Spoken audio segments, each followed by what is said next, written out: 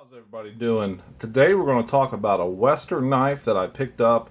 Picked up 4 knives and a hatchet a couple weeks ago, and kind of going through and doing my research. I really want to make some good videos on these. So guys, I'm going to try something different. In this video I'm going to try to add some screenshots and things like that. See how good my editing skills really are. So bear with me as we make it through this video. I might edit some stuff out, I might not. I may just roll with what we have. It's just one of those things, guys. But what we have here is the Western W36 I, made in the USA. Now the tang stamp is a little difficult to read, but right there she is.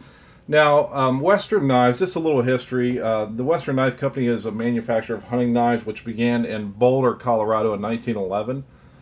It's probably best known for the Bowie style hunting knives, and it was purchased by Coleman, you know, like your outdoor equipment, you know, like Coleman lanterns and stuff like that, in 1984. And then Camless purchased Western in 1992 and kept them until they closed in, I think, February of 07. And, you know, they had to close due to bankruptcy. And now I believe Acme United Corporation from over in Asia owns the company now. Now, as far as the tang stamps on these, I did go through and try to do my research on these. And in 1977, if we look here, we have a J on this knife. And the J stands for, that's a date code. So in 77, what they did is started with the letter A and just went up the alphabet. So every year that letter changed. So the J would actually make this knife a 1986 model. And of course the W just stands for wood. We got this beautiful wood handle, and we got this full tang you see here.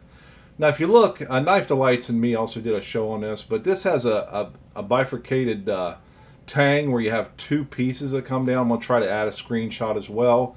And there's a patent for that, and they started using that. And what it does, it's got two rails that come down here, and a pin goes into each one of those rails. And of course, you know, you're pinned here and here, and you know, you got your brass guard and you know, your leather stacks and stuff like that to kind of hold this knife all together. And that bifurcated tang, or bifurcated, however you want to pronounce it, just makes it a little more sturdier, as opposed to like a rat tail tang. You actually got something that goes all the way back to your pommel here to make the knife extra sturdy. Now, if we look at this, this is a pretty big knife. This knife, you know, it's fairly large once you have it in your hand. If we look, this thing's going to measure right at 10 inches total here, with a blade of 5.5 total, with a cut and length of 5. So I mean, this is no small knife. And you know, we talked about Coleman buying this company in 1984. Well, with this being a 1986 knife, if we look there on your button, let me get her to focus real good. It says Coleman Western. So that's just a little piece to show that this sheath does match this knife. And of course, you know, with that patent information, I'm going to try to put a post of that as well as with that year dating. But you know, this right here, the W36 is, you know, a heavy duty model, carbon steel with extra strong flat ground 5.5 inch blade.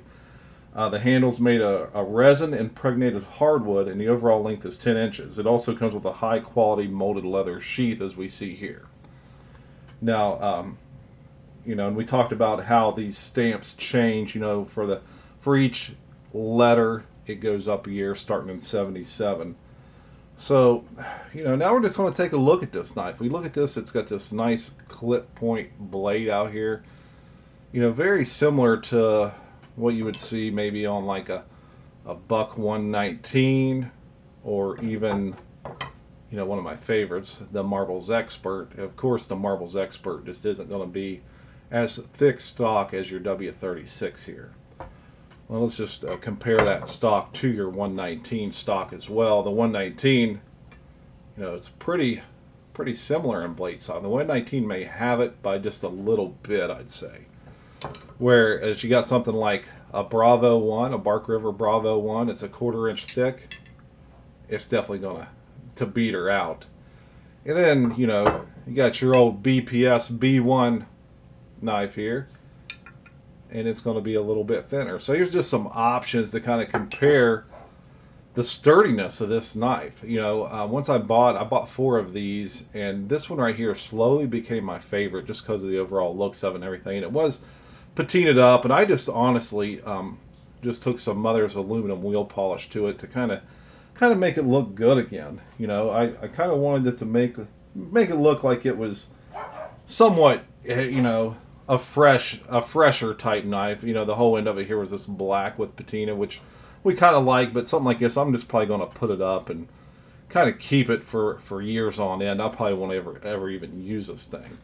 So since we got it out, and I got some scales right here beside me, we already measured the length, and you know, we've seen how big it was. You know, 10 inches long.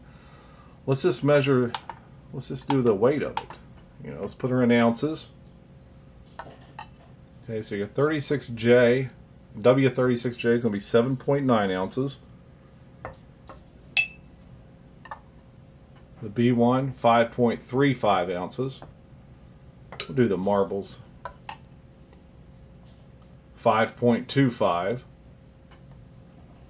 Let's do the Buck 119 here. 7.6. We gotta put this knife over here, and then the Bravo 1 is going to be pretty heavy, I'm going to assume. 9.3 ounces. So, besides your Bravo 1, you know, you got your. This is going to be the next heaviest knife. So, like I said, it's a pretty heavy duty blade for sure. You know, 7.6 versus 7.9. So, your Buck 119 is going to be a very similar blade to this one. And we'll just put her side by side here. I mean, pretty comparable, guys. You know, your 119 has that larger guard, and of course your larger, thicker handle. Maybe even too thick. You know, I don't know. I'm a pretty big guy, but you know, the Western, I just got a better feel for it. You know. Again, we'll look at the blade stock here. So, just 2 classic hunting knives that could also do probably any type of camp chores you needed them to do. You know, I'd rock either one of them. You know, your tang on your Western is probably going to be a little more sturdier than the tang on the 119. I don't know. I've never seen one of these exposed. I probably have on a video, but you know, well, again, I'll put that bifurcated tang up there so you can look at it and the patent and stuff on it, and you know, kind of get a feel for what it looks like without that wood cover on it. So I do have some notes here beside me as well, and I'm just trying to get through them. I kind of wanted to make this, kind of wanted to do justice on this knife, and you know, I'm going to put the date codes up here as well. But you know, with that Western USA with the W36 right there, that's going to be your you know, your 1977 through your 1980s style tang stamp, just to prove that, you know, how to kind of date this knife. And I do have some older ones as well that I did get with that, but you know, this, like I said, this one right here, the sturdiness and the overall feel of this knife just felt so good, and the look of it. You know, we do have a little bit of peppering on the blade and whatnot, but I mean, this thing is far from gone. I mean, this was probably just a light user, and then they may have used it once or twice and then put it in the sheath and just never cared for it after they did that. You know, you put these in a sheath, you need to take them out every once in a while and kind of look at them to make sure that they're not rusting up on you, and kind of make sure you're not getting these bad pepper spots that are going to spread or even pit eventually. Because that right there, that could come out very easy. You just start with some probably 220 grit sandpaper, but when you do that, you got to do the whole thing and then work your way up to, say, 1500 grit on a knife like this to make it, give it that high polished look. Maybe even 2000 grit wet. Just depend on how far you really wanted to go with it. So this is our Way Back Wednesday. Way Back Wooden Wednesday. You know, we got to thank Warthog for putting this open tag together, and be sure you go check out his channel as well, because he's just a great guy with a lot of great content and a lot of great blades out there. As a matter of fact, he just got him a marbles expert, and I was talking to him on email about it and everything. So yeah, this is it. This is the 1986 W36J Western heavy duty hunting knife. All right, guys. Hey, like, subscribe, leave me a comment. Be sure to check out Happy Hour live chat every Sunday, 5:30 Eastern, 4:30 Central time, guys. We love everyone over there in the comments. It's a great time. We got plenty of items also to give away over there. All right, guys. We'll catch you on the flip side.